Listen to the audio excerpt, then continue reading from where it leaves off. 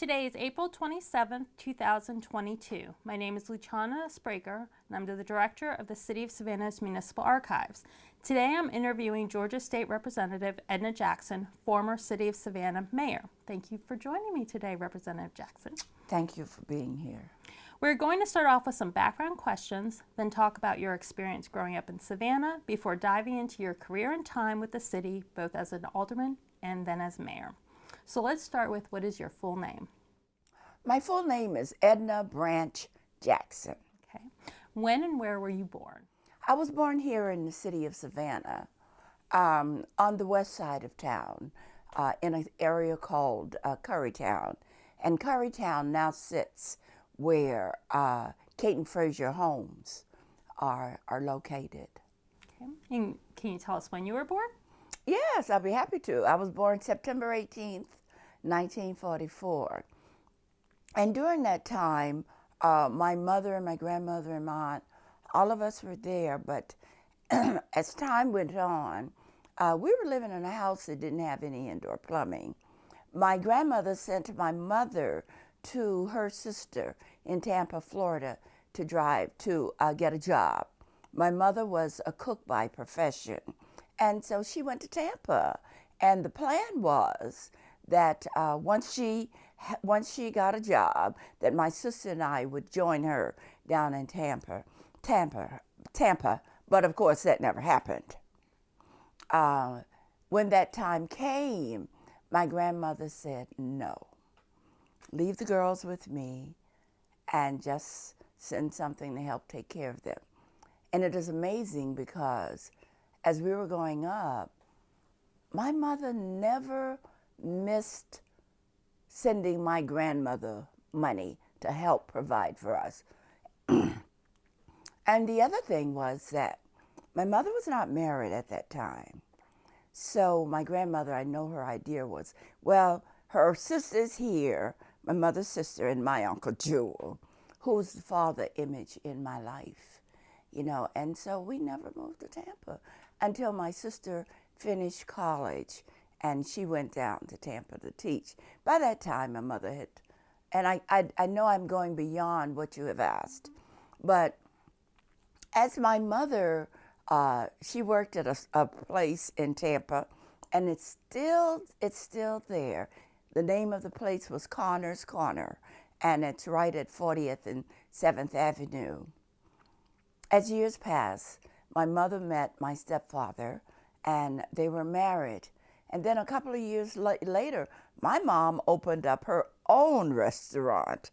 And of course, that was an achievement.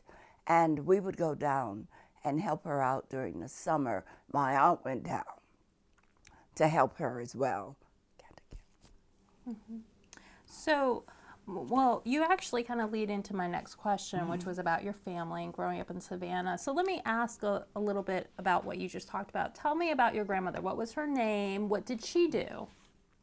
My grandmother's name was Sadie Branch, and she was a domestic. Tell us about where you went to grade school. I went to a school called Florence Elementary School that was over on Florence Street and 34th or 35th. It is now a place for senior citizens. Okay.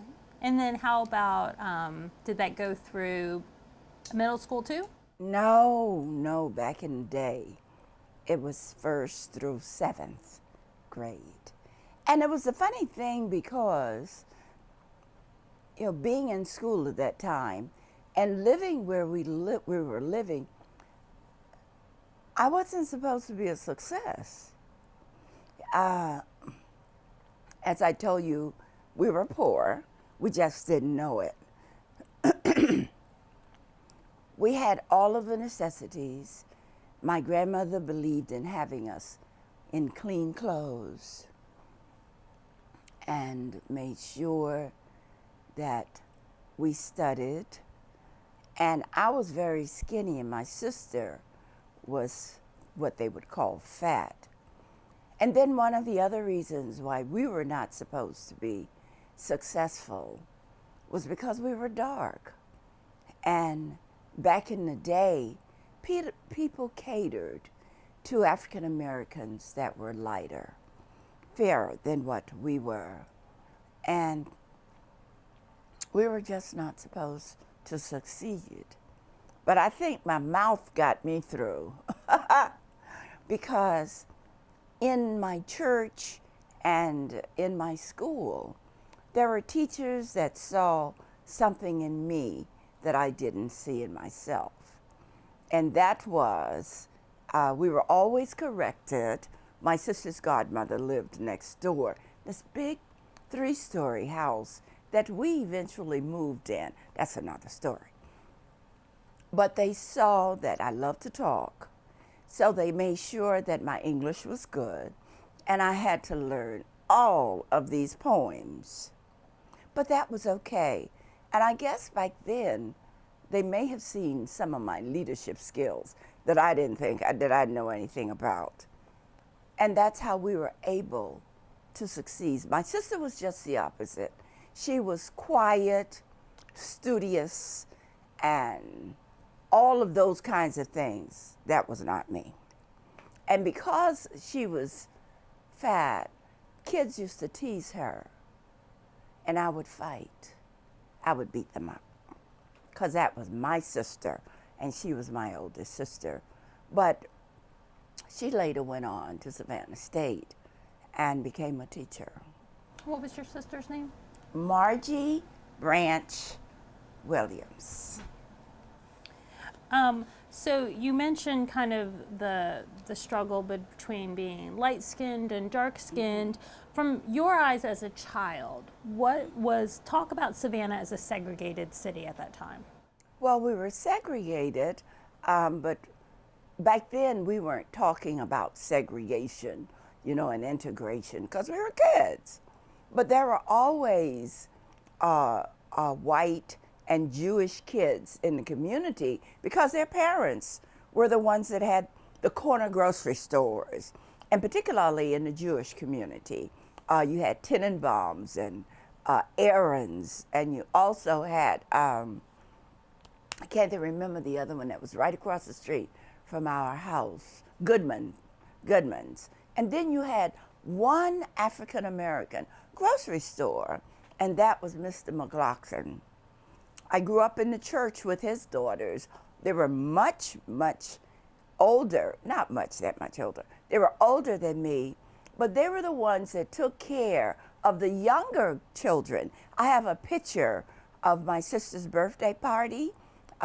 Kim Gusby's sister and her aunt are on that picture. And it was my sister's birthday party. And you could see all of the neighborhood kids.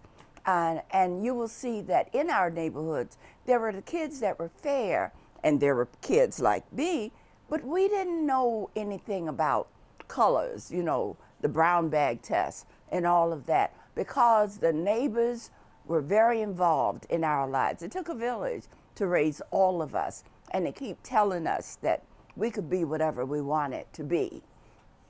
That happened. But the other thing that happened was that in the neighborhood, if you walked down the street 50 times a day, you had to speak, because the older people would sit on the porch and they would talk from one side of the street to the other. So when I ran up and down the street, and they said I ran all the time, I had to say, "Hey, Miss Georgia Reed, how you doing, Miss Funny? Hey, Miss Lula Allen, how you doing, so?" And if I missed it coming back, they would yell, "Say, Branch, that child didn't speak to me." And I would get home, I said, "Mom, I did speak." I said, "I spoke when I was going down the street." She said, "And you're supposed to speak when you come back." So I didn't have to get the switch that time, but it was a lesson learned, because you respected your elders in the neighborhood and the people that were around you. And so our neighborhood was a very diverse neighborhood when it came to incomes. You had teachers, you had ministers, you had a lot of domestics, you had people that had their own career, your nurses, a seamstress, Miss Lula Allen made our Easter dresses and, all of those kinds of things. And that's why I said we didn't know we were poor. And then I'll never forget Miss Funny worked for a Jewish family. And she would always bring food home. And she'll tell the kids, y'all come over here, kids, I have something for you. And that's how I learned about Jewish food, in the community. You were never looked down on because they wanted you to be somebody. It wasn't maybe in every neighborhood, but that was ours. And I'll never forget when we moved in a house where my sister's godmother owned. She became very ill, and she asked my grandmother if she would take over the house because she lived on the second floor, but on the third floor and the street level, that was the first floor, she had roomers, and she wasn't able to take care of them. But she'd known my grandmother all of my life, and her husband was a merchant seaman. And my grandmother took over the house. All of the roomers stayed, but we had a toilet, and we had a living room and a dining room and a breakfast room and a kitchen. But the one thing that we had was a bathtub, because when we were living next door, the bathtub was the tin tub where my sister and I had to bathe, because cleanliness was always important. My grandmother I call her the matriarch. That's her right there. She didn't want us to do, domestic work or anything. So she wouldn't allow us to do a lot of stuff around the house. She would get up in the morning, have a hot breakfast for us. Then we would have a snack when we came home. We had to study, and then we could do other things. But that's how she raised us. And she was in PTA, so I couldn't do anything because everybody knew my grandmother. So was your family still living in Currytown when it was removed for the housing? For urban renewal. Yeah. How did you feel about that? Oh, well, I wasn't old enough to have a real decision about it. But I think they destroyed one of the most wholesome communities. Now, there was another part about Currytown, too.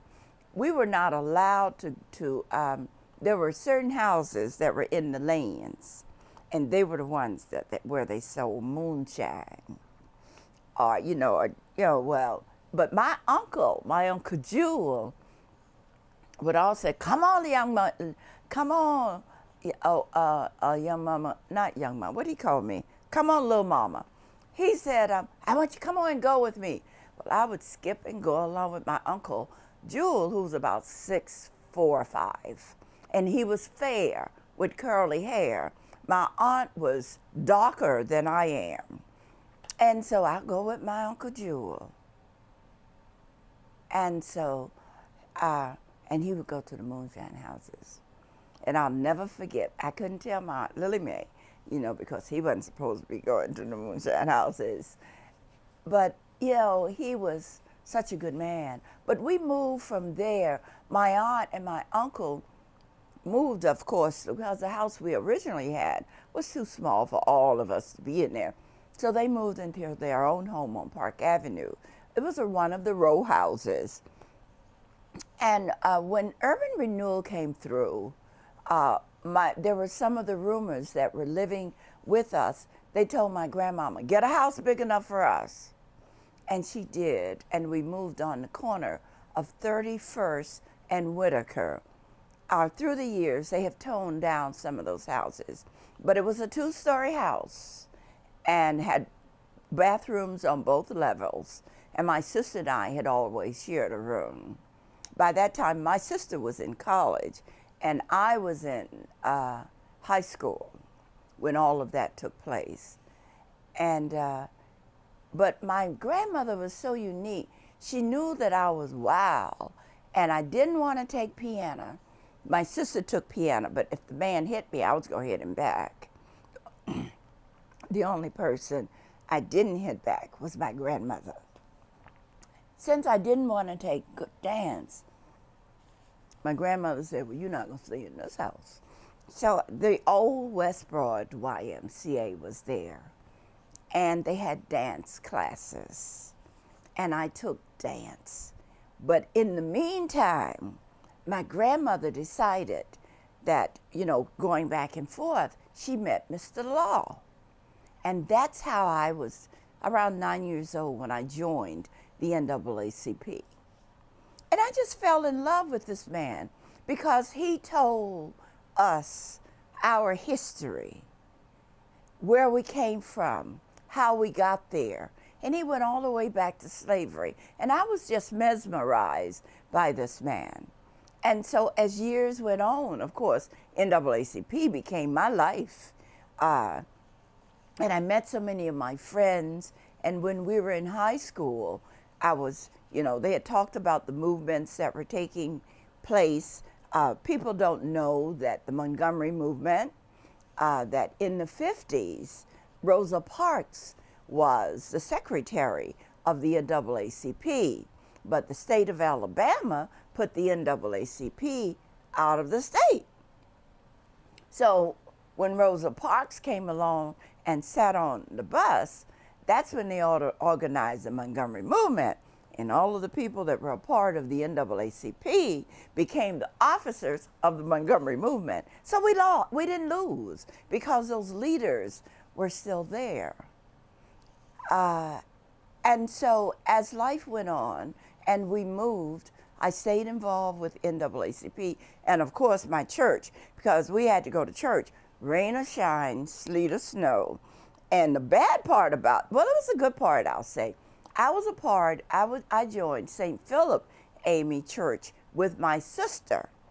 And she was there because of her godmother. But my mom, my grandmother, and my aunt went to Connors Temple. So you were in church from the morning till almost in the evening, late in the evening, because you couldn't go home or anything if there was other activities going on. And, but dinner was ready because my grandmother always cooked on Saturdays. And because you didn't cook on Sundays, you went to church on Sundays. But that was going back a little bit to how my neighborhood was. But the other part of that neighborhood, and I'm sure you can cut and put paste and whatever you want to do.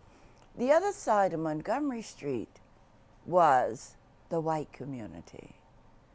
So, if you saw a white kid, you could play with him, and the white community and the black community got along pretty well. On the west side of Montgomery Street was blacks because Dr. Moore and his family lived over there. And I just wish I could draw that area. But West Broad Street, which is now M.L. King, was the mecca of the African American community. Next to my church, which was a side street, Church Street, was one of the funeral homes. So you had the funeral homes, the clubs, the theaters, the businesses. We had a Savannah pharmacy. All of that. We had our own neighborhood that thrived tremendously. But we have lost so much with that. When desegregation and integration came about. But let me take you back to 31st and Whitaker. When we joined NAACP, and in 1960, I'll never forget, I was in 10th grade, and our youth council was one of the premier youth councils in the southern region, because the one thing that we had to learn was the history of the NAACP. Talk about some of the activities you did in your youth with the NAACP Youth Council. Oh my goodness. Well, first thing, we had such great leaders in those days. And when we started coming up, we came up through the association. But as we got older, we were very much aware of what was going on across the United States. You had the Montgomery movement that was going on. But when the students in Greensboro sat in at the lunch counters, we decided we wanted to sit in too. But we could not just go down and sit in. By that time, I'd become a state officer in the NAACP. We had to live on Clark's campus at one point, and then another point we were in Augusta. We had to live on Payne College because there were no hotels, except in Atlanta you had Pascal's, and of course that's where the adults stayed. But when we decided that we wanted to demonstrate here in Savannah, we had to learn what to do, how to do it, why we were doing it. We had to talk about it to see if we wanted to follow the nonviolent movement, because it was no sense in doing it, because when we were getting ready to demonstrate, we represented not just us, but we were representing NAACP. So we had to go in training. We had to actually learn how to protect ourselves if someone was about to throw something on you, like hot coffee, or if they wanted to spit in your face. How do you cover? Do you get angry? Well, my temperament that I would have fought. And we did all of that. How to dress was most important, because you couldn't wear just anything to go demonstrate. The young ladies had to wear dresses, or the skirts and the blouses, and we had to know what the rules were. You were not to fight. You were to ask if to be served, and of course the abuse started coming. But the first day they wouldn't let me sit in because they were afraid that I would fight, I would mess up. And it was to train. I felt that it was a part of training. So my role was to, as they were walking along the street, to be what they call a watchman. And there were others.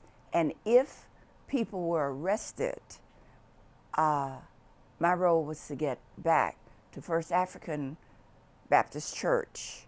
That's where we met every day after school to prepare us to march down Broughton Street and sit in the various locations. And Carolyn Quillen, Joan Tyson, Ernest Robinson, and another young man who backed out at the last minute, didn't go. They went to Levy's department store, the Azalea Room, which is the back room, back area of where SCAD's library is now. And they were arrested, so I had to run and let them know, and our attorneys were waiting to get our young people out of jail. And we didn't know what kind of bonds were going to be necessary to get them out. So people were lined up, people that would not demonstrate, the older people, but they would have their house bonds and other bonds, their businesses, in order to get young people out of jail. So it was well planned. But when it was planned, we had to sit down and listen to how it was planning. We didn't just go down on Broughton Street. We had to know Gene Gaston was in charge of this. Aaron Bushbaum, who was Jewish, was going to be working with him. Bobby Mayfield. Everybody knew that they had to be prepared, and they were. So when Carolyn and them were arrested, and I got back, I earned myself a place to go down and sit in also. But it worked, and you never saw where anybody in our that were part of NAACP fighting back. We became the trainers as new young people came about.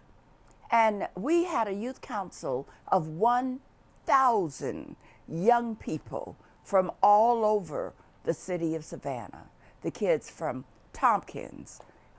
Johnson was just being open. They were just opening a Johnson High School. And we got there. We had Savannah students from Savannah State. James Brown was there. Bobby Hill was there. They were already in school at Savannah State. that's how we were. And of course, we looked up to the upperclassmen. You know, I was 10th grade, but I was one of the leaders, you know, but we had people from all areas, and we were successful. People don't realize that Savannah, oh, and I can't forget, my grandmother sent Mercedes Wright Arnold to watch over me to make sure that I wasn't going to fight. And she came in and got involved in the movement. I babysat her kids, you know, in the evenings. Her husband was a counselor who desegregated Savannah High School, became the first black counselor at Savannah High School. These people are still living. They're in their 90s and 80s, you know, so it wasn't, I couldn't do anything wrong because I had the Watchman, but the Watchman got involved until she was so involved in NAACP, they hired her at national office. They hired James Brown at national office. They took a group of, by the time I got to Savannah State, my sister and I were in college at the same time, and we had a student living at a room at our house, and my mother sent out tuition, and the tuition disappeared. And they could not get the money to keep both of us in college at the same time. So I hadn't done but one quarter. So NAACP was looking for young people to train other young people across the South how to demonstrate. And I was one of the first. So that was fine with me because I left here in 1963. January of 1963, I turned 18. When I finished high school, I was 17. I turned 18 in September of 1962. So I moved to Florida, and guess where the state office was? Tampa, Florida. And the state director, Bob Saunders' office was right down from where my mother's restaurant. So she felt very comfortable. And then the attorney there was Francisco Rodriguez. So my thing was to get Tampa organized, youth organized, but also to organize in Live Oak, Florida. And it was there that it was a true test. Because one of the members from our Bob, I can't remember his last name, from Jacksonville was the other youth. And he was about 6'5", real dark. And there was this restaurant, Wagon Wheel, where we trained the young people. We were put up in ministers' homes and stuff like that. So we trained them how to demonstrate. And they would go to the Wagon Wheel. And there were always these guys that were in there. They were picking on the kids. The young people were all children. And so we would stand back and watch to make sure they were not injured. But we had our legal teams right outside in Jacksonville, and from Jacksonville through Tallahassee. So all we had to do was make a call. I think the first group was arrested, but didn't make any sense. But one afternoon, we caught one of the men in the grocery store. See, when you're training, you're nonviolent. But we got him in the grocery store. And can you imagine this big, dark, black guy? And I think Bob was a year or so older than me. So I went up to the guy. I said, "We're not nonviolent now." He looked at me. I said, "So you and your friends, we may be nonviolent, but we are not now. Don't pick on our young people." My mouth again. And after that, they didn't bother our young people. Well, I had to go back to Tampa. Well, during that time, if you recall, the March on Washington, 1963. So I was working with the youth council there, and it was an integrated youth group of people. They were sitting in and doing all of that. Well, the branch, I was working through the branch there, and the young people wanted to go to the March on Washington.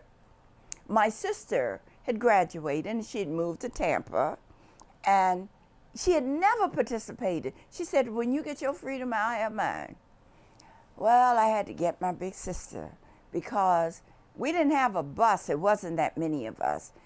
We needed station wagons back in those days. Well, I was 18 and I couldn't rent a station wagon. We had one that was loaned to us. And so, but my sister could rent a station wagon and she could drive the station wagon. First time I ever got my sister to participate in the demonstration. So here we go from Tampa, Florida to the March on Washington. And here I was, an 18-year-old young person in charge of a group coming from Tampa, Florida. And we had rules. I'd been trained how to make sure that we had the rules, where we were going, how we would identify ourselves. We had to come up with all of those plans, and we did. And our meeting place was the Union Station. If anybody get lost, the Union Station. So we went to the March on Washington, and my, that was the most wonderful day in my life to see people coming in. We passed buses all over the highway and everything. We had a home that was opened up to us as well. And from there on, my life just changed. You know, when I went from there to continue my work in Florida, and then I was assigned to, we became the leaders nationally, you know, at conventions and regionals. We had to set up days and do this and work with the young people and all that. And remember now, I was 18, 19 years old. Carolyn stayed in school. Carolyn Quillen, that was arrested, and she graduated. She stayed and graduated. Then she became a field person as well. And so then NAACP won the lawsuit to move back into Alabama. Well, we had taken a bus. Carolyn and I were paired up because James Brown, who was a part of the youth council here, became the youth field director for NAACP. And we worked under Ruby Hurley and Vernon Jordan. Vernon Jordan at the time was the state field director for Georgia, but Ruby Hurley had the entire region. So when we won the lawsuit in Alabama, Carolyn and I were selected to go to reorganize youth councils and college chapters. Well, remember, I had not graduated from college. I'd not gone back to school. I was just working all over wherever I was told to go. And when we left here, Carolyn had a car because her mother had, she came from a family of means, in a sense. They had a cleaners here in Savannah. But Carolyn was adamant about staying involved with NAACP. And so we went to Birmingham. We stayed at the old Parker's YMCA. It was a black-owned YWCA. I'm saying Parker's YWCA. And we had our room and everything. And our thing was to go over the state of Alabama. Mrs. Hurley, who was like a mother to us, I have a picture of her. She has been on the United States postal stamps. So I moved with her. We moved in. I was assigned to go to Montgomery, Tuskegee, and other parts of the state, to the colleges. And we were able to organize college chapters at Tuskegee. There was a professor, Dr. C.G. Gomillion. But while we were living in Birmingham, that was one of the places where King kept his headquarters, and it was no different than all civil rights activists stayed wherever we could find our place. And we were young. It wasn't my organization is better than yours and all of that. We strategized. Even when I was in Florida, I was sent to the Pahokee area, and there you had CORE and Congress of Racial Equality, and you have other organizations. We all stayed together, but we had separate responsibilities. Mine was direct action. CORE was voter registration. SNCC was something else. So it was a team effort. That's why we were all so successful. But when I was living in Birmingham, my director called me and asked me, Edna, when are you going back to school? I said, when I get my freedom. He said, what you gonna do with it once you get it? And that question had never been asked to me, of me. And I said, I'll go back to school. And so he said, we'll make a deal with you. We'll help you go back to school. Keep you on payroll so you can work, on weekends. I said, okay. Well, we were in Alabama for some time. And, during that time, they had the march from Selma to Montgomery. Well, we went to the march from Selma to be a part so that they would know that NAACP had a presence in the march from Selma to Montgomery, because all the leadership was coming in. Carolyn and I, we came in, we participated, and we had the young people there. We were a part. We were living in Birmingham, but we had to get there to Montgomery, and we did. And then when my boss asked me about going back to school, NAACP sent me back to school. And where did you go to school? Savannah State University, of course. Yeah, and you had a long relationship with Savannah State. So tell me a little bit about that relationship and how that sort of evolved over the years. All my life has been built around Savannah State.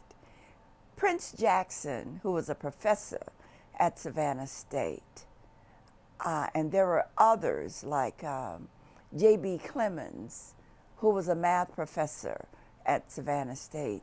They all knew us, and they stuck by us.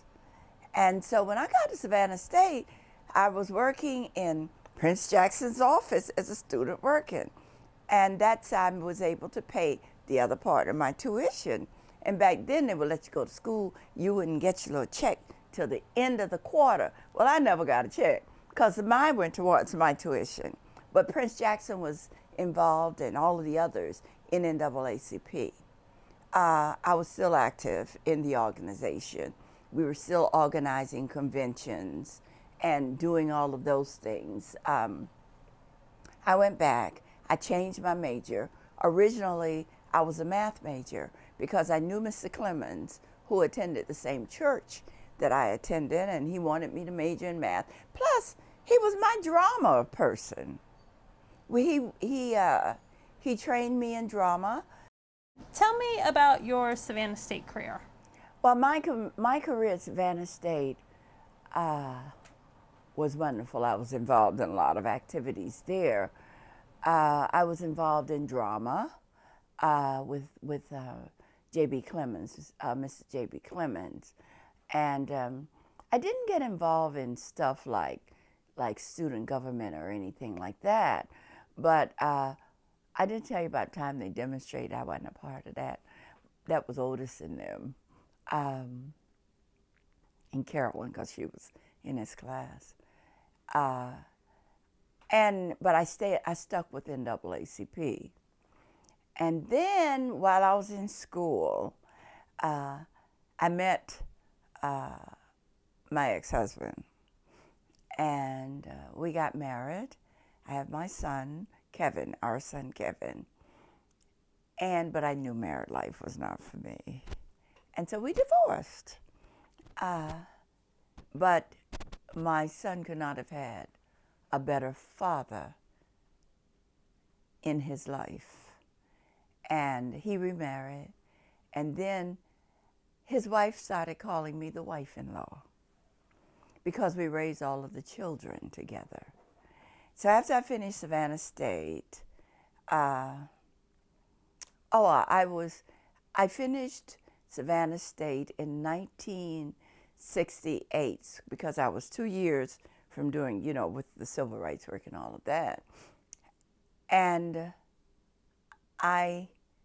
when I finished there, I went on to work for EOA as a social worker. Economic Opportunity Authority? Yes, definitely so. And I was still involved with NAACP, still doing community service. And while I was at EOA, again, we made changes as social workers. First day I went out, my supervisor, not the person that trained me, was white. I can't remember her name. She was the most wonderful lady in the world.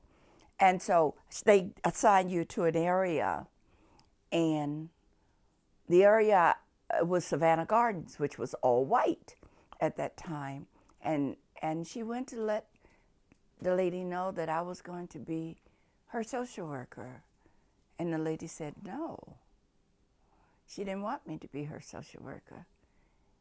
And Lee Richards, that was her name. And she told her, well, you won't have one because this is her area and she will be the only person working there. I said, oh, go ahead now. You know how you just make, and I stood, as that professional person. And I helped the lady continuously because, we had been trained that, you were going to run into situations no matter what. The prejudices were going to continue. Even to this day, there are still prejudices within the country. And it makes me wonder sometimes, are we regressing because we are not progressing when you think about what is happening now today? But anyway, I became a social worker. I'll never forget, I had one lady, and she was white. She needed to go to the emergency room. So I took her. And the doctors didn't want to because she had some problems. They didn't want to touch her or see her. So I said, So I called one of my co-workers. I said, girl, I'm fixing to get in trouble over here.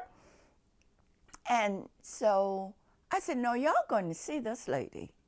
She needs help, and as nurses and doctors, y'all need to see. So I called Dr. Ball, who was on the board at the hospital. And he came over and he put it before his board. Of course, eventually, they saw the lady. That's what gloves are for. And they saw her, they helped her, and we got her the service that she needed. And the reason I say that is because back then, there were even prejudices. Even though she was white, she was poor, and she needed serious medical attention. But in back days, and they could, they made up their own minds about people. Now they did lock us up in the waiting room where we were, and I guess they were going to put us in jail or something, but it didn't matter to me. But the lady was helped. It was an intern doctor. He was fired. And the nurse was let go as well. And that's what people don't realize, that when you're in service positions, that you have to, just decide, either I'm going to do what I'm supposed to do, what my training tell you, or leave it. Because there is no need, if you're going to make choices, whether you're going to see a person or not. No, I didn't care what color they were. They had to be seen. So you've talked about, public service really began when you were 9 with the NAACP. Mm-hmm. So it was a natural progression for you to get to really moving into service on our Savannah City Council. You were elected first Didn't want to be there. You didn't want to be there? Okay, well, I want to ask you that. So what made you decide to run for city council? You were Didn't decide. You didn't decide? Were you pushed into it? So before you talk, so just I want to get on the record, you were first elected in 2000 as Alderman at Large, Post 1. So Yes. how did that end up happening? Well, back up for more, back, let me see what that was. I went in 2000, so 1996, when Floyd, 96, yeah, when Floyd was running as mayor, Floyd came to me and said, Edna, I need you to run for Alderman at Large. I said, Floyd? I said, now, you know me.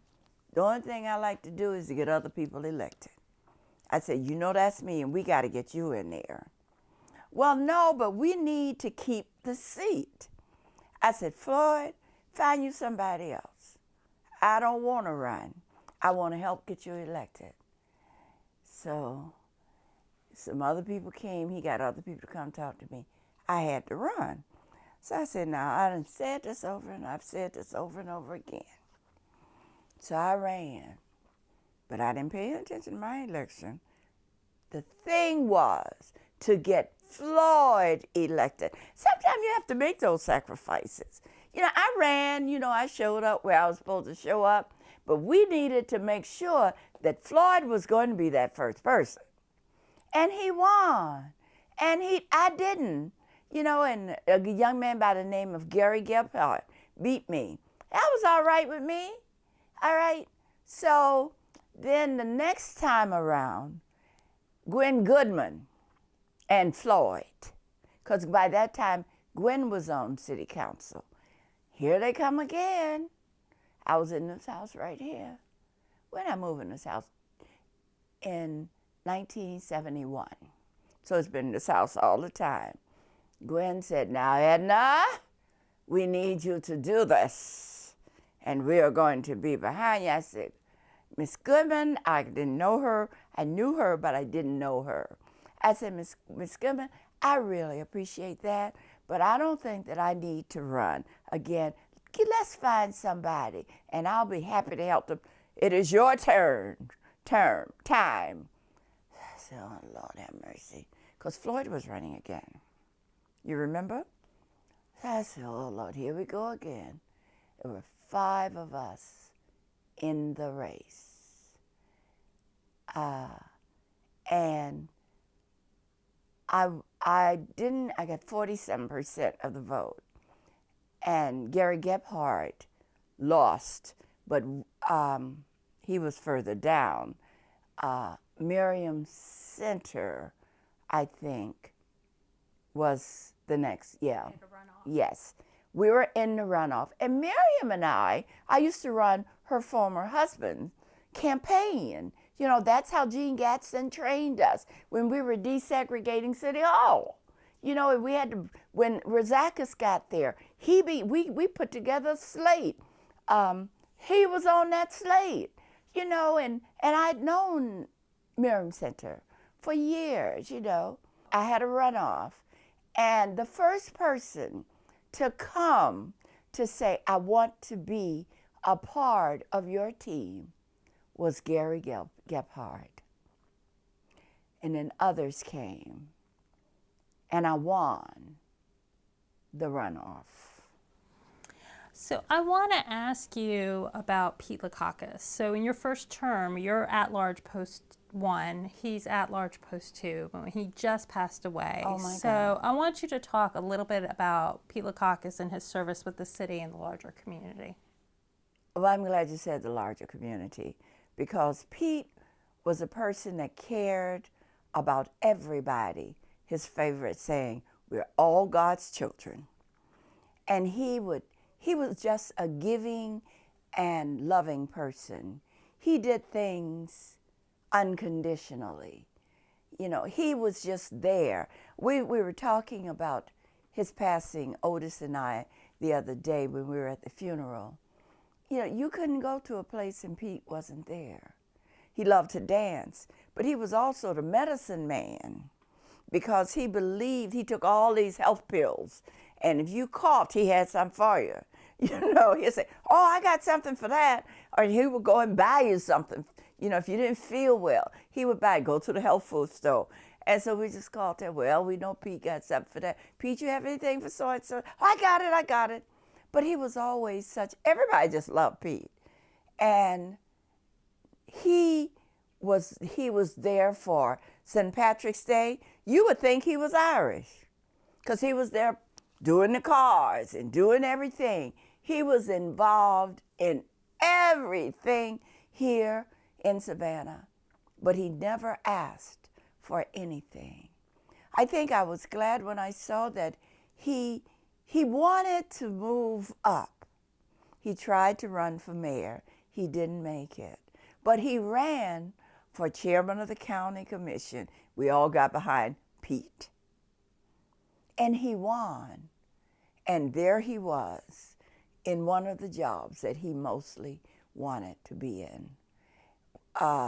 Petelaccus will never be forgotten in this community. I think one of the things that we as a city have not done, we have not named buildings for people that have given so much, that has made Savannah the Savannah. You know, when I look back on Malcolm McLean made the ultimate sacrifice. He ran for mayor for the second time, but he lost. And why did he lose?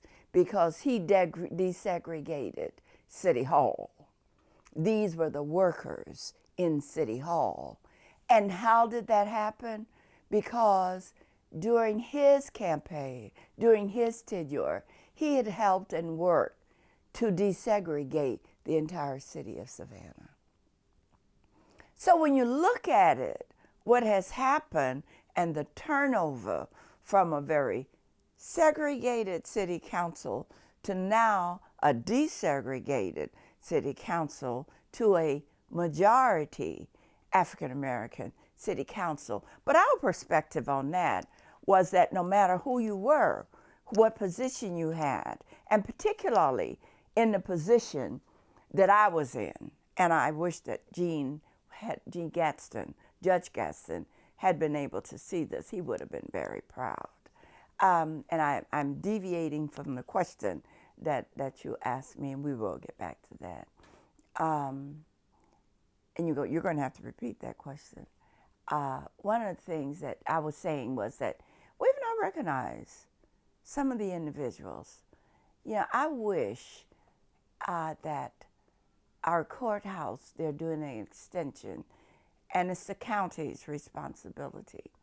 If they could add Gene Gadsden to that building, because he was the first African-American judge in our community and Superior Court judge, led the Civil Rights Movement, led how to get people to vote and get out there and work. And I was like, well, I'm going to claim it. I was one of his right hands. So he trained me in everything that I know today, and how not to get angry, because everybody knew my path, how not to get angry. Eugene Gaston trained you on how not to get angry. He changed me, you know, and taught me what to do, how to do it. I was running national campaigns. Well, you can certainly speak up and make that suggestion, I think, to the county. Well, that's what I plan to do, and I've said it all indirectly. There should be something large. Yes, we have something out in Daffin Park for Mayor McLean. There's this, maybe when they redo the Gamble building or what have you, as I watch Atlanta and some of the things that they have done, like the old Highway 75 that comes off to International Boulevard. It is now the Andy Young International Boulevard. I can certainly take the Malcolm McLean suggestion back to the city.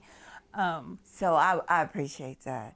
And then, you have a center named for WW Law. But the pride and joy should be a building. Here's a man that started 3 museums in the city. He needs more name recognition. He was the state president of NAACP. He was the first youth to serve on the national board of the NAACP. You see, people don't know the history.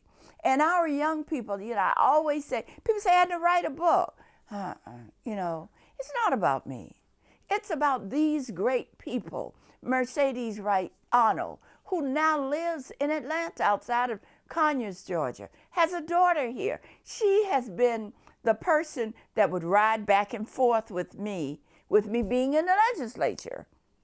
But here she was, that led the economic boycott of Broughton Street. Look her up, Mercedes Wright. Look her up.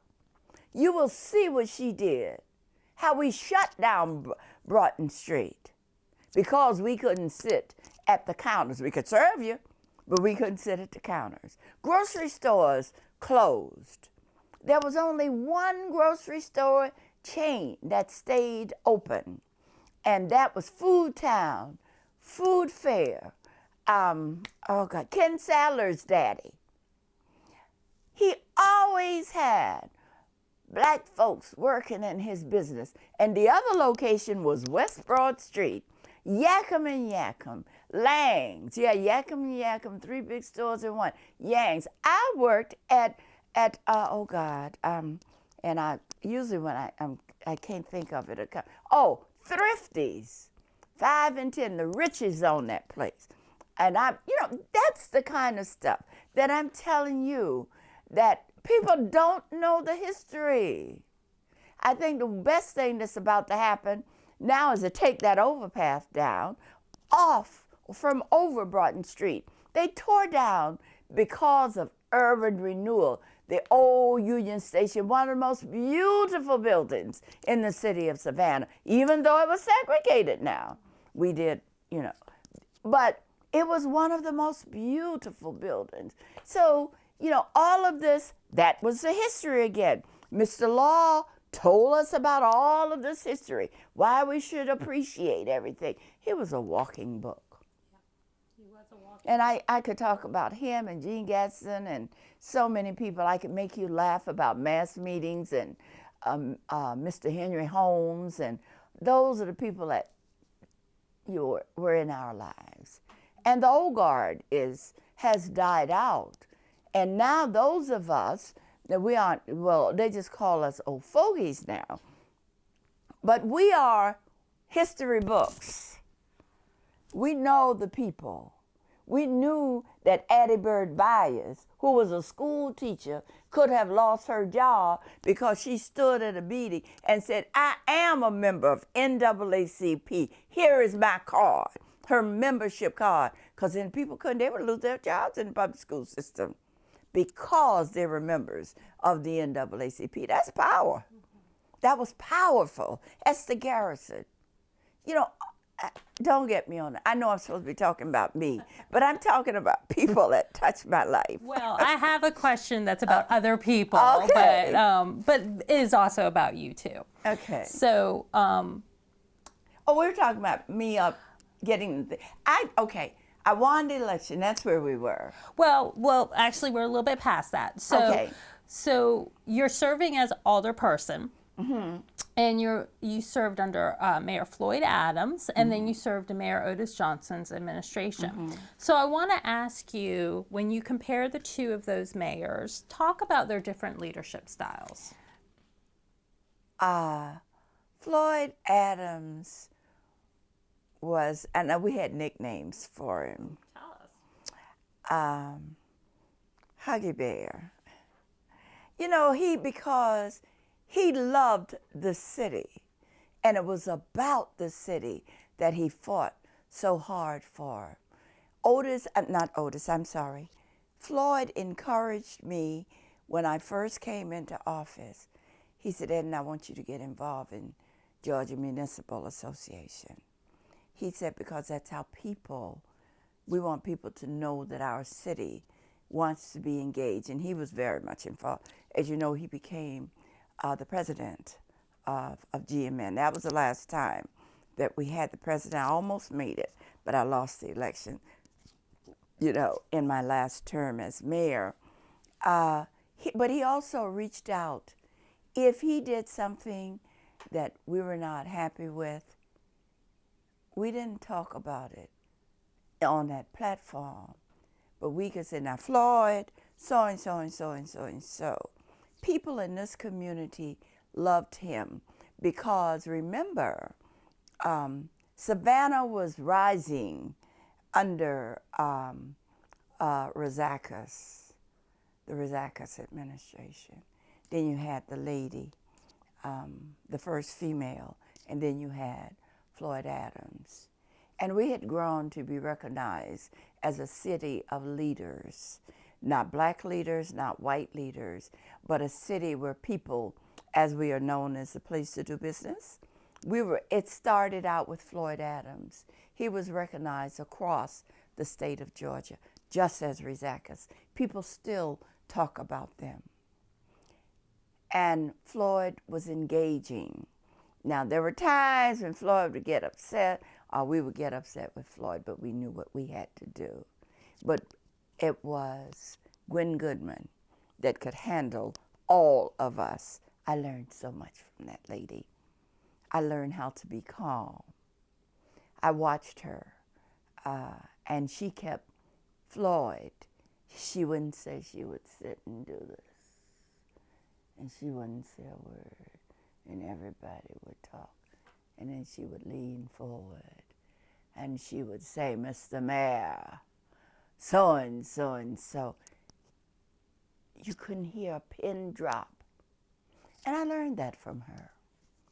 When we would travel up and down the highway, because I love to drive, and we would go to our state meetings and stuff like that. And when we would fly to National League of City meetings and stuff like that, I would pick her brain. Well, Gwen, why was this? Why is it when, you may just sit there with your hand on your chin. And then if you want to say something, she said, now, Edna, you don't have to say much. But when you speak, you must be very profound in your speech. I said, okay. But then when Floyd had served his 2 terms, Otis served. Well, Otis and I had known each other since high school. We looked up to Otis because he was in 12th grade when we were in 10th grade. So you always looked up to the people that were in grades beyond you. And then most of my friends, because they were involved in NAACP, were people that were in his class and all of that. And I was in organizations, the Excelsiors and all that was high school group. And we worked with counselors. And that's another reason, you get to learn these things with people. Then came Otis. Now, Otis is, we called him the academician, the scholar, because he's going to do all the homework of why we should move in a certain direction. And I'll never forget when he was first elected as mayor, because remember, he had served on council as well, and he served on the board, I think. Board of Education, was he? Board of Education. He ran Youth Futures. He worked with Youth Futures and all of these things. So he'd always been involved. He never stopped. So when he came with a plan. And I'll never forget. We used to go out to, oh God, what's his name? He's now deceased. He would always tell you to run for public office. I'll get it. It'll come to me. And it was our day to sit down as city council members to get to know each other at our retreat. And it went on to there where do we want to go? And it was a planning session. What are our objectives? Let's talk about it. That is what he brought to the table. Where are we going? And is it anything that we need to combine here? And that's how we worked out where we wanted to go. So we had a plan. We had a plan with Mayor Adams, but it was not that, it wasn't outlined like Otis came, the academician, and how were we going to reach our goals. We did that. Then the next year, we had to come back and look at where we were. But the one thing he used to do, all right, let's get it all out. We had to, if anybody on council that made you mad and you wanted to tell them off, you could sit out there. We could tell each other off, and there was some telling off, But when we got through with it, now we go and talk about, did we reach our goal? If not, the reasons why we didn't reach our goal. Should that be a continued goal? Or do we need to do that and the other? So, he was a technical person. I was honored when he was asked the council to agree with him to make me the mayor pro tem. I said, oh, Lord. He said, Edna, you know how to deal with the people. He said, I need somebody that's going to deal with the people. He said, your personality. He said, you know how I am. I said, okay, I got it. Do you know that in the years that I served with Otis, we never had an argument? And the true test, I think, of our relationship was when he had the heart attack. Was it a heart attack? Yeah, the heart attack in Tennessee. Council said, they all said, Edna, you're going to have to take over, but you got to go and see about Otis. Otis had sent the message down that I'm doing fine. I'll be okay. And the city manager, Michael Brown said, I don't know what that, you need to, and Mary, and you gotta go. I said, but he said, no, we need to know for ourselves. So I didn't tell nobody. I took the plane trip to Memphis, Tennessee, to see Otis Johnson. Memphis. Was it Memphis? Am I correct? I think it was Memphis. In Tennessee. Took the trip. Yeah, I'm pretty sure it was Memphis. Took the trip. And when I was there, Siobhan was there. And I walked in. He said, why are you here? I said, because your council members told me to get on the plane and to come up here to make sure that you are doing okay. And Mary was crying. I said, I didn't feel like that. So we sat and we talked, and we were doing fine. He said, now it's your time. You got to take over. I said, well, okay. I said, but I got to be able to talk to you. He said, you know what to do. And I came. But I didn't make a decision. I didn't change anything. I knew how Otis thought. And I said, well, we're going to do this, we're going to do that. We didn't change. I said, we're going to carry out our agenda. And we did. And he said I did a great job because he called me in one day. He said, I got something to tell you. I said, what, Otis? He said, I found the person that needs to be mayor. And that's how I got to run for mayor. I was always asked to do things, just like I was asked to run where I am now. That leads me right into the next thing, why you ran for mayor. So, so 2011, you threw your hat in for mayor. So talk about that campaign and election. It was a great campaign. We had a lot of fun. Jimmy Blackburn's daughter actually did a video as her thesis. She was in theater school up in New York. And she was around me every day with that camera And I hope that she will give you a copy of that. And so she did her thesis on, and I was, all right, you can't. And I would get upset about something. I was about to raise my, I said, you can't put the spot in there now. And she, she knew the cut. But it was a wonderful, I didn't see it. I never saw it until I got a chance to go. I wanted to surprise her. And I went to New York to see her present her thesis. And it was about me. And the professor said to the group that I was there. And Jimmy Blackburn was there, and Jay, and the whole family, Jack, to see the presentation. And the professor asked me to say something, and I did. I said, it's not about me, but I want to congratulate her, And he said, well, will you take a couple of questions? I said, this is not about me. This is about her. And so I said, okay, I'll take two. I think I said two. But anyway, the question was, why did you allow this, to happen? I said, because she asked. And I've been friends with her family for years.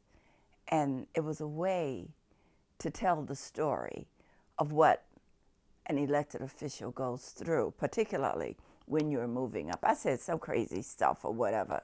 Well, she passed her thesis, and now she's still in that field.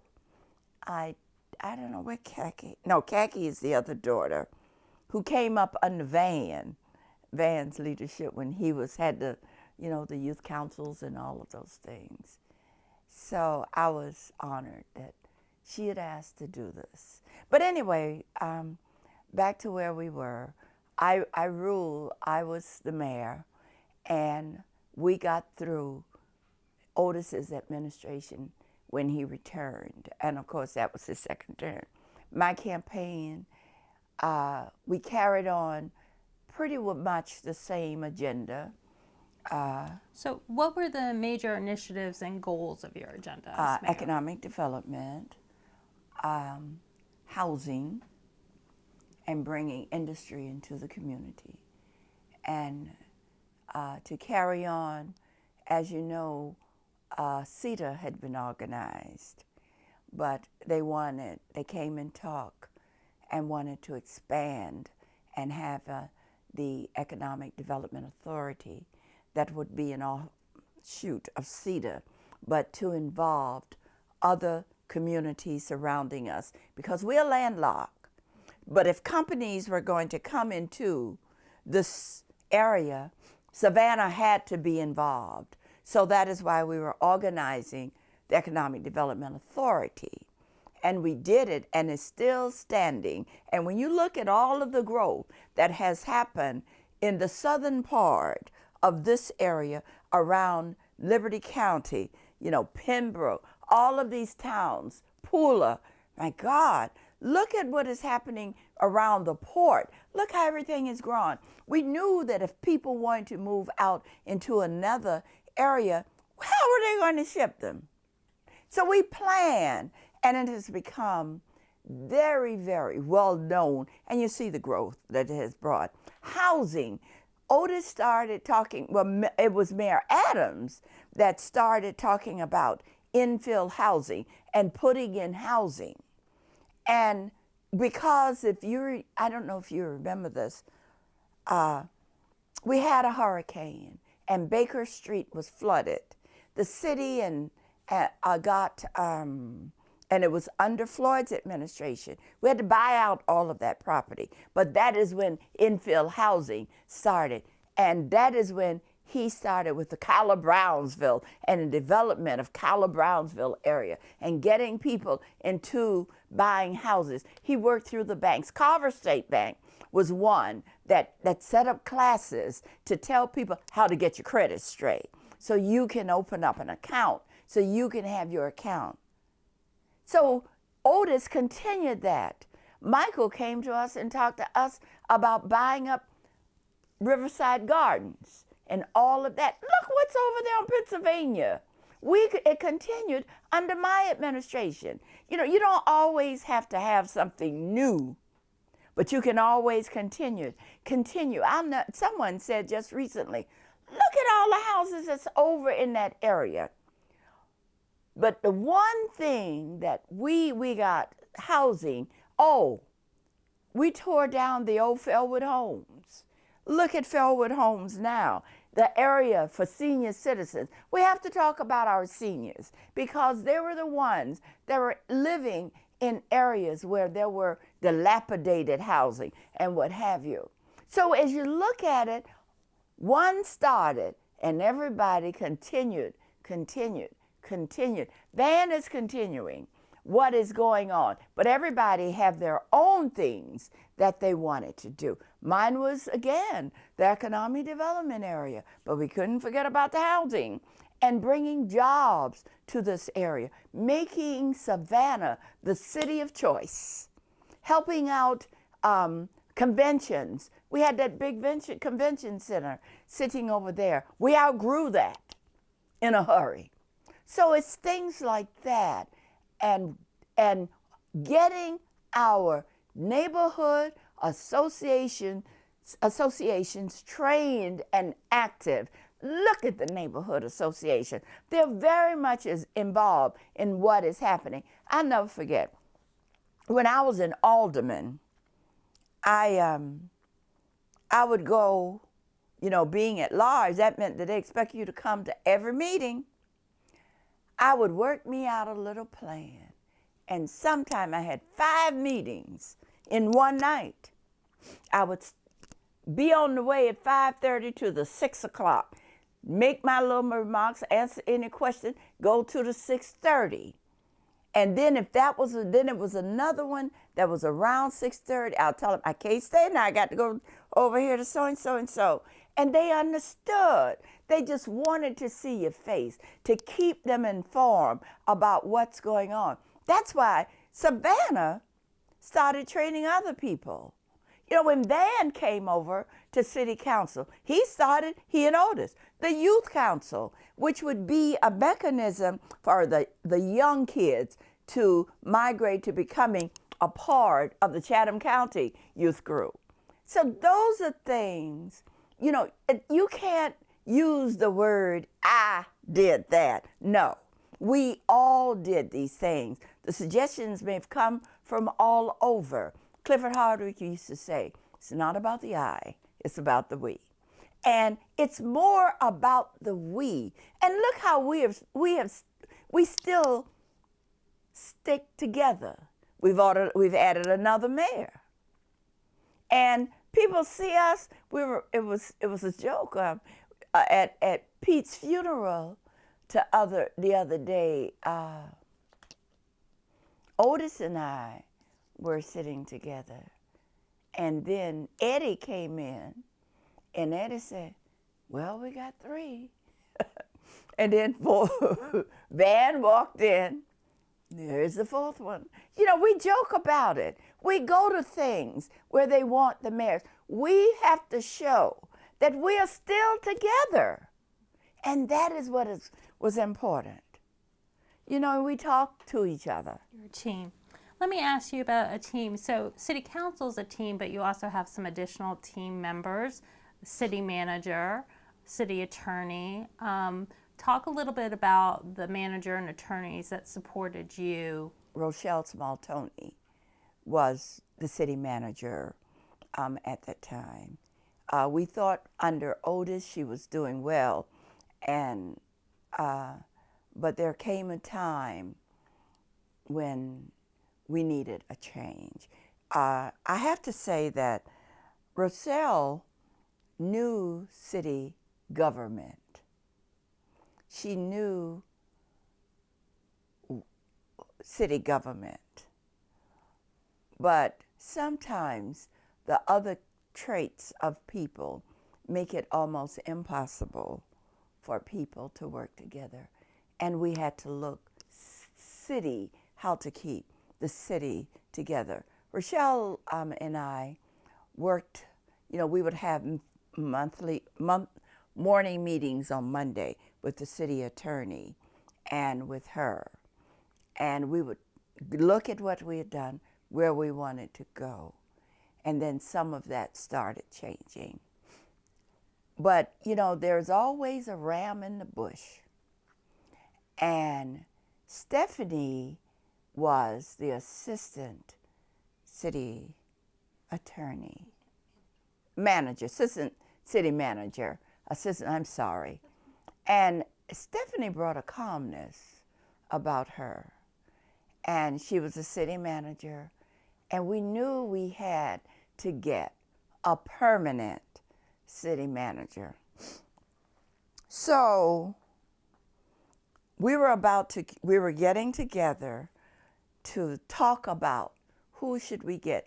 Stephanie was the kind of person, quiet, reserved. She wasn't going to go out there and you weren't going to see her hobnobbing or anything. She was about work.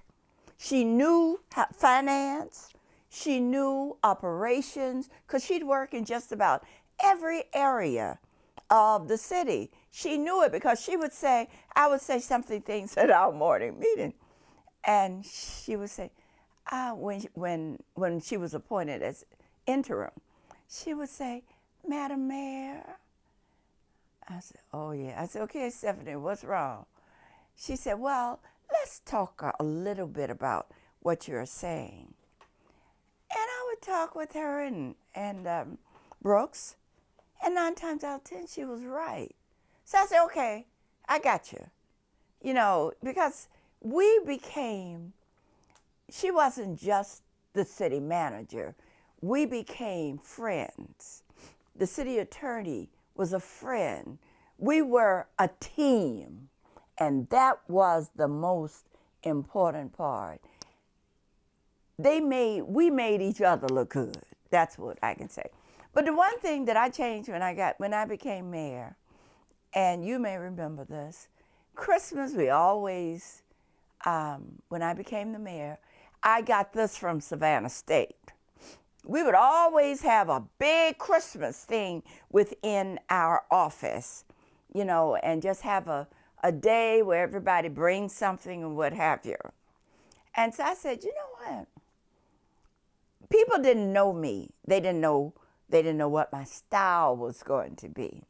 And I'll never forget, when I first got to City Hall, I went to Human Resources because I needed to talk about Social Security and my health and benefits and all of that. And the lady that was in charge, I can't remember her name,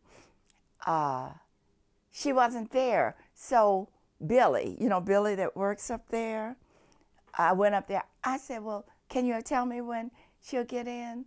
So he said, well, I don't know. I said, okay, just tell her that I came by.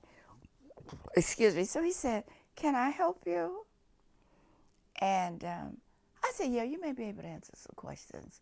Because I needed to get to know the people, and I wanted them to be comfortable with me.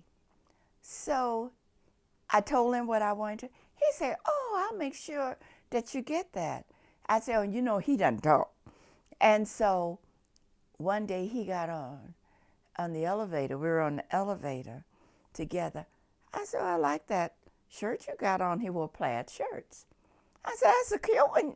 I like that one. He said, thank you. So then one day he got on with his food. I said, oh, you're bringing me lunch. You want some? I said, no, I don't want any. So then he opened up one day. He said, I like that you got on today. So we opened up the conversation. Yeah, we became friends because I wanted people to see me as Edna Jackson. I've always been. I tell people, I may be the mayor, but I can learn from all of you.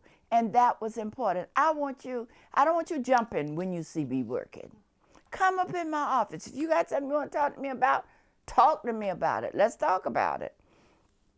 And because Sharante was still running the office, she said, now, Mayor, so-and-so. I said, okay, baby, I got that. And so my style was a little different, I think, than others. I had an open door policy. I always said, person want to see me, let them in, you know. And that's what I think I brought. So then I said, now, how am I going to get the whole building involved?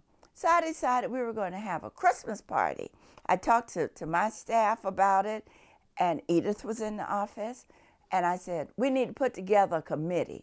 We're going to have a party in the around I said, I want to know. And so they came back to me. I was just thinking about, just our floor and stuff like that. They came back. They were so excited. They formed a committee from various people in the office. When we ended up, we had food on every floor. And everybody in the office prepared stuff to put online. People made the desserts, and you found out who could make good pies and all of that. Men, what's his name that was in, I think, he always made pumpkin pies. Here's an engineer bringing the pumpkin pies. And we had desserts on one floor. We had the vegetables on one floor, the salads on one floor. So it was our office. We got the meats and the vegetables, the hot vegetables and stuff. So everybody had to go from one floor to the other. What did it do? It made people talk to each other in a social setting. And it became an annual event. Then the other departments, we would have so much food. Other buildings would come. We coming over there. Well, okay. It was a celebration because these are the people that made us look good as public officials. And they needed to know that we appreciated them. And it just made it for a happy time. And we're still doing it. And you're still doing it. So, my style was involvement and learning operation. And Savannah State taught me that I never applied for a job at Savannah State. People don't know that. The jobs always sought me. When I was at EOA, got that job. Prince Jackson called me one day and said, Edna, I need you to come back out here and work. I said, Doc, I got me a job. I'm enjoying it. I'm helping people because I enjoyed helping. He said, how much money do you make? I said, I make $5,500 a year. And I thought that was big money. My rent wasn't but $55 a month, and I was doing real good. He said, I'll pay you $12,000. I said, when do you need me? $12,000. I ran a federal program. But I say that because Savannah State taught me that we made Savannah State look good because we worked together. If I needed to, and I can't type till this day, but I could peck and find, or if I was not a writer, Juanita was the writer. She'll say she was in PR. We learned each other's positions. We brought that to the floor. We brought to the floor that it took a team effort to make the city look good. I think we did a pretty good job of it. So, and the public, it was always, remember that when the public comes around, they're the most important people in the world. Sometimes I know they make you mad or something like that, but they're still the public. That was the other thing. it's your reason for being there. Yeah. Yeah. So you did run for a second term, Yes. but lost re-election. Would you like to care to reflect back on that I would campaign love to do that. and what the big issues were? I think that the big issues was, it was during the time I was asked, when I was running again, there were some people in Savannah that were not pleased. And in other words, I was always a person. No matter what I did, I was doing it for the public. And some of them were upset because I did not do what they wanted me to do. And I had to look at the whole spectrum. And I carried it out. Your name is all that you have. And I've always said that. But I was woman enough to say, this is what I was going to do. And you take it or you don't. Because it was involving my staff. They wanted me to do some things. Nobody told me how to run the staff. And I said, I'm sorry, but I will not do that. And I was told, well, you won't be able to raise money. I'm not going to say it on camera what I told them, but in so many returns, I told them I didn't care. I stand on my principles. Well, that's what happened. And the first person that was asked to run came to me and said, Edna, I'm not going to run. I don't know why all this is happening. I said, okay. But that was okay. But you know, I look at it this way. Sometimes God has a way of getting into what is happening. We were in the middle of budgets, and we were going out of town to do our budgets. And I was coming in. They were doing the debates. They'd found the candidate. I didn't know. I knew the candidate, but I didn't know about the candidate. They found the candidate. And so, you know, I lost the election. What people didn't know was that my friends were saying, Edna, you're looking tired. What's wrong? You're looking like your mama. And one morning I woke up and I went in the bathroom and I saw my mother in the mirror. I was looking bad. I mean, I had aged. I was leaning. One told me one morning, Edna, you're walking with a lean. What happened? What I didn't know was that my health was failing. And no one knew. And some people say they still didn't realize this. On that Monday, I got into the runoff, and Eddie was the person in the runoff. That Monday before the runoff, I didn't feel well, and I told the people in the office, not in city office, my campaign office, because they had done so many things. They put up, crime was the issue. They ran, do you feel safe? They put it up over my office. Did all that kind of stuff. But that's all right. You see, as I came along, I realized all of that was in God's plan, too. So I'll never forget. I went to my doctor's office. I had one of the workers with me. I said, okay, come on, go with me. And when I got there, my doctor said, I'm sending you to the emergency room. So I said, emergency room? She ran some tests, Dr. Carr, Felicia Carr.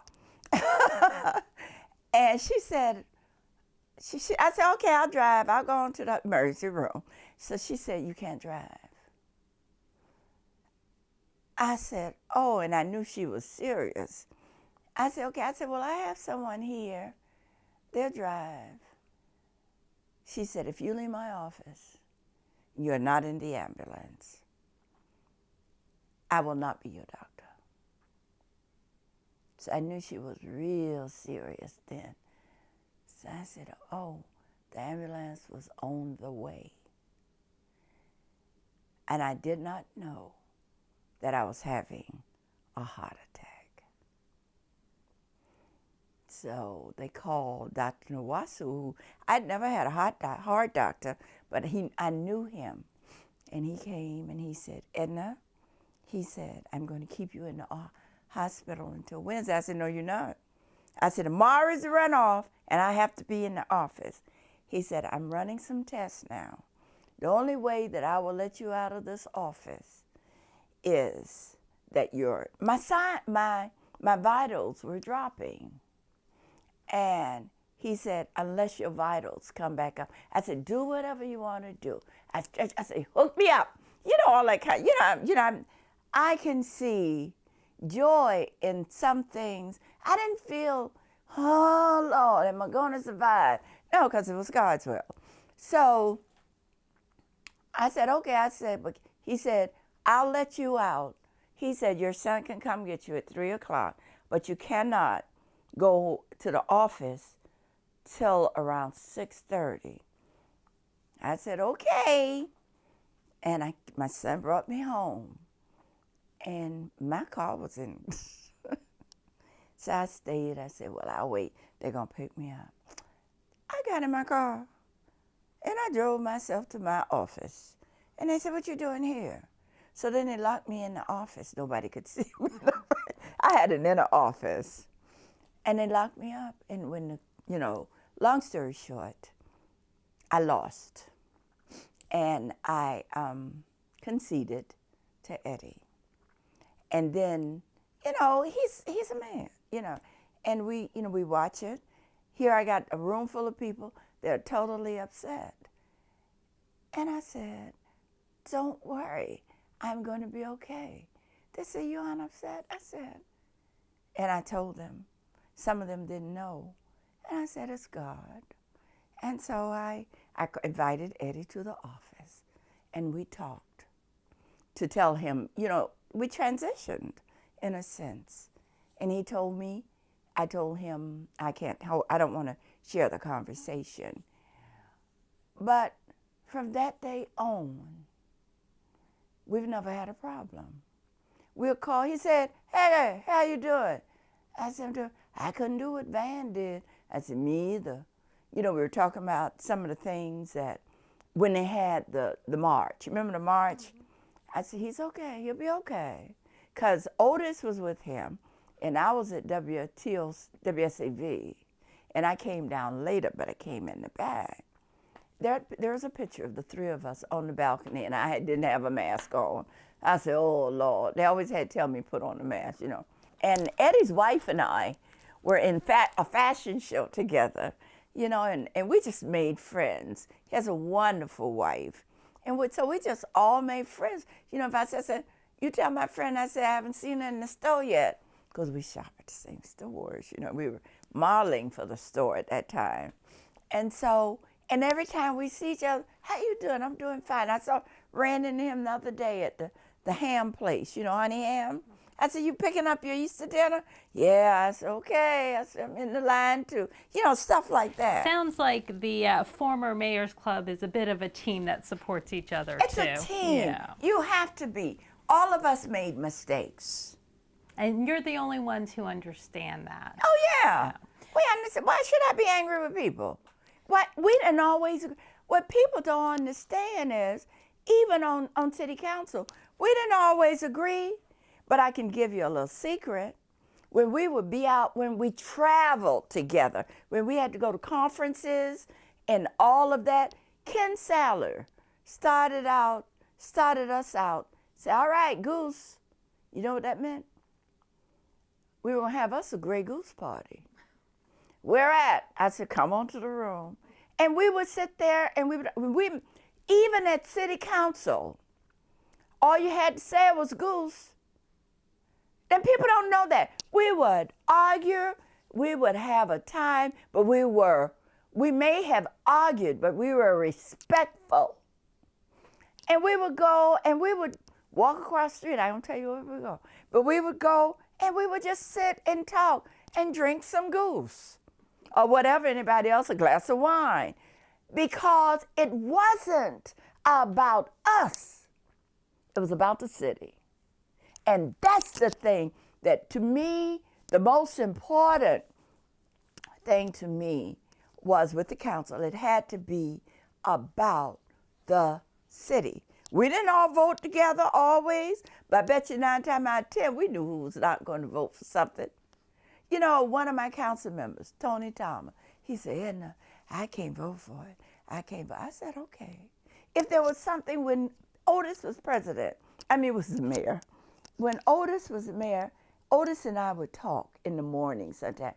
I said, Otis, now I can't be with that. And he said, let's talk about it. And we would talk, and if it was something I was against, something that Otis wanted to do, and which was very seldom, I would just sit there, and we voted. And it was just all, he had to vote, or he may not have had. But very seldom, in our position as mayor, and Van always talk about this, we always seem to have come together. Yes, we have our little, conversations and stuff. Then we come back in private and said, all right, remember, we are that team. That was always said. We always had to have that team. So I want to ask you a very specific question. Okay. We're also conducting the Savannah Proud History Project, which is to document Savannah's LGBTQ plus history. Oh, yes. And several people have mentioned that we need to talk to you about this and your involvement with the LGBTQ community and supporting them. Can you talk about how, as an alderperson and mayor, you've been involved with the LGBTQ community? There was a guy, and I considered him, it was the Pride group, and they were endorsing candidates. And they asked me to come and sit down, and I did. And they said, how would you feel about supporting, and they weren't doing Pride. That's what they were saying. I said, I would love to support Pride. I said, but let me tell you why. I said, I could not get out there and work for the good of all people, no matter who you are, what color you are, whatever your wishes were. All I got to do is hear them. Pride people you are members of this community. You need people representing you, and I'm that person that can represent you. You just have to let me know how you want me, what you want to talk about. How can we get issues done? What issues are you looking for? Blah, blah, blah. And I said, and furthermore, a very dear friend of mine lost 2 sons to AIDS. She had 3 children. 2 sons. I babysat the kids. I said, I don't care what your sexual preference or anything was about. I said, these were my babies. Both of them were gay. Why would I not continue to support them? So they supported me. So then they said, how do you feel about coming to Pride Festival? I said, when is it? So I came to Pride Festival. I said, I'm going to Pride Festival. Nobody from City Council had ever attended Pride Festival. They said, would you say some words? I said, yeah. That's when they were meeting at the old train, over there, because they were meeting in a smaller group at that time. They said, will you say? I said, why would I not say it? I said, if you leave me off the list, I'm out of here. I said, I'm going to get up there. You let me know when, and I will be there. I went to Pride Festival, and I spoke. And the next year, I spoke. And then other members started saying, are you going to Pride Festival? I helped them to move when they wanted to move to River Street. They ran into some problem. I said, oh, no, they're going to be on, I got this. They wouldn't respect them to be on. So we went down there, and I was down there too. Lonnie and I were down there. So eventually, when they moved to Forsyth Park too, they said, you going? I said, yeah. What time? I said, okay, you going to meet me out there? Council members started coming to Pride festivals. Look where the Pride Festival is now. Look, when they wanted to pass laws, we passed one under Otis. The first one, I can't remember what it was. I can't remember what those laws. Then we came up, you'd be surprised. You had council members that may not say anything, but they had gay people within their own families. And they would say, well, Edna, so and so and so, I'm going to vote for it, but I'm not going to say anything. I said, okay, baby, that's all I was wondering, would you vote? Until we got to, we could openly talk about it. And I encouraged them to run some people for public office. Jamie out there on Tybee Island. But the one person that was my friend was a fellow by the name of Kevin Clark. Kevin is the one that got me the endorsement. I said, Kevin, you need to run for something. Well, he did. And he and one of my best friends Betty Ann Batiste were running. I think they were running against. I said, oh, Lord, y'all won't do this to me. But we got him to run for public office because he was so active in the community organizations and all. And I said, you need to run. And he did. He didn't win, but that was okay. He stayed with his, but then he lost his partner. And that was very traumatic. And his partner would call me, and I, on the phone, said, you need to come over here. And I would go over there, and we would have a glass of wine. We would talk about whatever issues we needed to talk about. That was my involvement. I see people as people. When they opened up their office, they made sure that I knew about it so I could be there. The gay community is very important to this community. Very important. Our festival has grown tremendously. They are involved all around the city. And that's what we brought to it. Let me tell you, I'm going to take credit for, showing people that were elected officials, these are our residents. They're very much a part of our community. So we have to make sure that we represent them too. I never said they couldn't use my name. I said, all right, if you don't put it down there, whatever they wanted to do, I was always there. Even at the state level, the state pride office people would come down and stuff. Say, you're all out there, yeah. I'm doing it because I lost two people, and they could not identify with the community.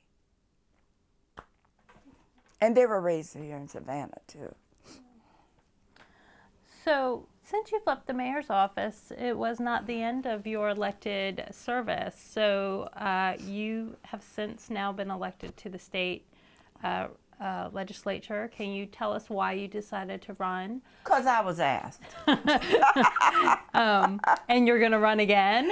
I'm running again. So, tell us what office specifically you're serving in.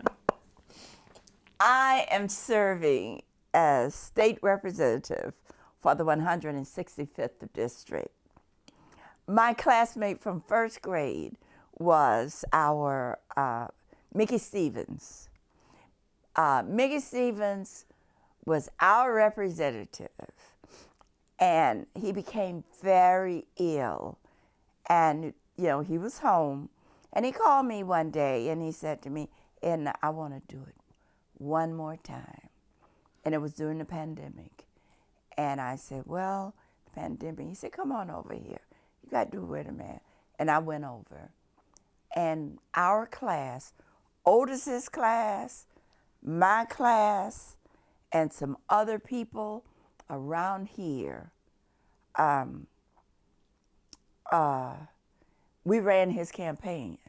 I look back at stuff like this and what people, let me get through that. We ran the campaign out of this office, this house. We didn't have no money. So I got people that knew Mickey. We sent out mailers. They addressed cards that they could write little personal notes. I had a group, people that had always worked with me. We put up signs for Mickey. They knew the area. They work in the area. These guys are good. They're the ones that helped me.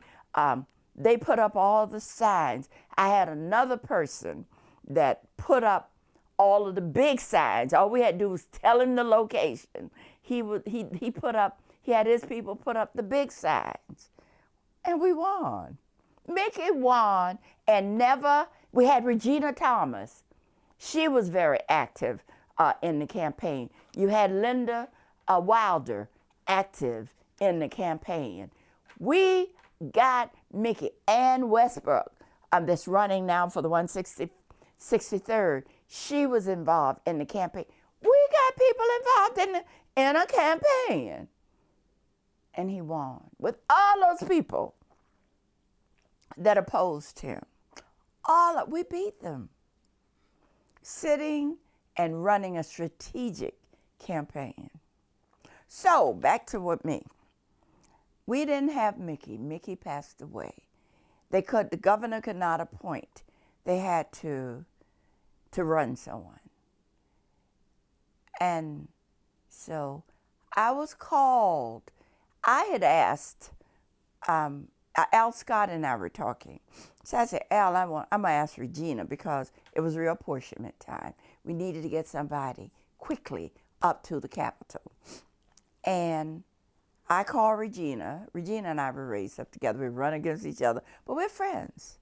One of her grandchildren, she always, call me or when she's in town or something like that. And we grew up together. So I asked Regina, and she said, I can't do it at this time. So I said, okay, you think of somebody. I'm going to think of somebody. Al's thinking of somebody. Al called me that night, and he said, Edna, I got somebody. Well, Al didn't say Edna. He said, Edna, we have somebody. I said, oh, Al, thank God. Who are we working with? He said, you. I said, I'm not going to run. I said, no, we can find somebody. He said, you know reapportionment. We were trained, got Gene Guess and all of the names, that I've used. So you know what to look for.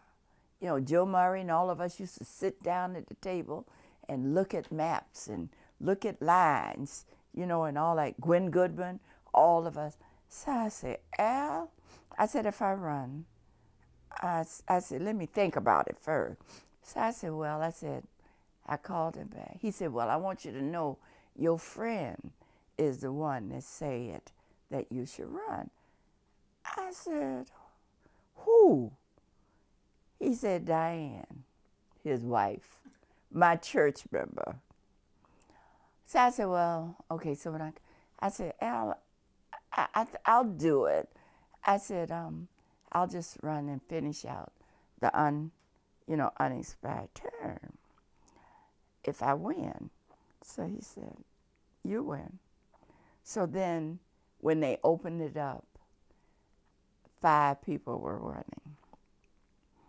One young man that had always wanted to run against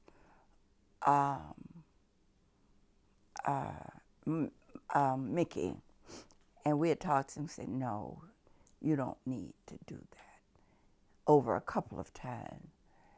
And then one who continued to run while Mickey was ill, and we'd asked him, why would you run against a sick man? If he gets well, he can have a wheelchair up there. There are people with wheelchair, and stuff like that. But he ran the whole time. He ran again when I was running. We had another person that said that, Mickey had talked with her about running long time ago. How many of that? That's the 4. That was the other 4. And so then, if you recall, they wanted to run on age because I was the oldest group in the bunch. That made me mad. So I said, I didn't say anything. I said, I'm going to run my campaign. And we ran it. It always crept up talking about a younger person should run. That I always said that I want young people. But this was a crucial time. This was a time when all things were coming to the legislature. And you know what? I'm glad I won because I did. I did offer a whole lot when they were talking about lines. Now, I couldn't do anything about the lines that were drawn for the whole Chatham County. And in that, I lost pinpoint. But my first thing was to talk to Thing about letting me help him, Petrie. And so we got in there because the day that I was sworn in was the day they voted on the lines. Of course, I voted no. And so, but we still had to look at the county, the school board line and the county lines. And so we got involved in all of that. But I saw where my strength was because I knew all of that kind of stuff. And it was very important to me that we pass that map as a local bill. I knew about local bills. I saw after I got up there how they were, different cities were not passing their bills because they couldn't get together on where would be what. They were drawing lines of crossing people into, two people into the same district and all of that. I said, well, no, not Chatham County. And Ron Stevens was the head of our delegation. And I talked to him. I said, we need to talk about this. We need to look. Then one of the other, what really was upsetting, one of the members drew another map.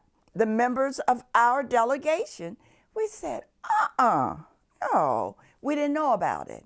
So we got together again. And that's when we came together as a team. We said, let's get the chairman of Chatham County Commission. We had the superintendent of school and the lady from MPC to come up. And we sat down in a room with the mapping people. And we they put the map on the wall and they did an overlay. And people that, because Petrie had some problems, because some people on the county commission were not satisfied with the county side of the map, and they wanted to move people around. But you couldn't, you had to have so many people in each of the districts. You know, they had to equal. They came up there. We sat down. They moved the lines. When I say they, everybody in the same room. The chairman moved what he wanted to move. School boards moved whatever they had to get in place. The lady from MPC made her changes. We got it out, and it took an afternoon, a day. Everybody had 6 o'clock flights to go back. And we drew that map. And guess what? We passed it as a local bill. That's showing you what, it wasn't a Democratic map, it wasn't a Republican map. It was a map that was good. Everybody couldn't win, everybody couldn't lose. Some people may get a little here, another person got a little bit there, but it was done together. And we passed, all I've heard of people saying is, that was great. In the big old legislative session, people started asking, how did y'all do that? It was because we listened and worked together as a team. And that was so important. So I think that I did bring things to the table. And I enjoyed it. And we had to cross the aisle sometime. And I think God put a hand in this one too. When we first got up there, I lived at the Georgia Tech Hotel. And I met a whole lot of representatives up there. They were staying because they were drawing, they were dealing with maps. All of them were Republicans. And here I was, Edna Jackson, former mayor of Savannah, and Petrie was living out there at that time. So he introduced me to the people, and every morning they would come down, and they would sit their little full tape to a table. I'd say, I'd break this up.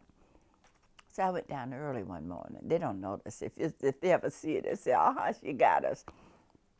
I went down early one morning, and they say, hey, Mayor. Everybody calls me Mayor, or they call me Rep up there. Hey, Mayor, how you doing? I said, I'm doing fine. How you doing? Oh, well, I'm doing fine. I said, you want to join me? You know they're not going to say no. From that day forward, we could have conversations. And in the evening, we would come back We could sit down and drink water or wine or whatever you wanted to drink and just sit, because they didn't know me, I didn't know them. And I will tell you, they were all Republicans. Every last one of them have said to me, you coming back, right? You coming back? I said, I don't know. I haven't made up my mind. Well, you just need to come back. You bring a lot. Here I am, running again, and I do have opposition. Most people don't know that I do have. Oh, that was another person that was in the election with me. That's right. And he's running also. Well, I guess we'll see what happens then with that. Yes, we will. But he has to qualify first. Well, so I have one final question for you. And so now as you reflect back on your career as a public servant, going back to 9 years old and joining the NAACP, what are you most proud of?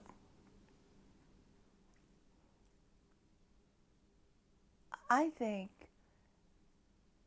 the one thing that I'm most proud of is that I am known to be the person that can bring others together. And I have tried to do this, and that I try and do it with integrity. Even during the pandemic, there were people that respected me so much and wanted to run for public office. And they would say, we've been told that we need to come and sit and talk with you. And I would invite them in. I had all my spray, all my mask and everything. And they would come and we would go in the den. They would sit on the sofa. I would sit on the thing with our mask on, and we would talk. And my thing that I'm proud of is that people like Gene Gasson, Wesley Law, Mercedes Right On, Ruby Hurley, Pastor Matthew Southall Brown, and others that were in my life trained me well. And that I still tell people that your name is all you have.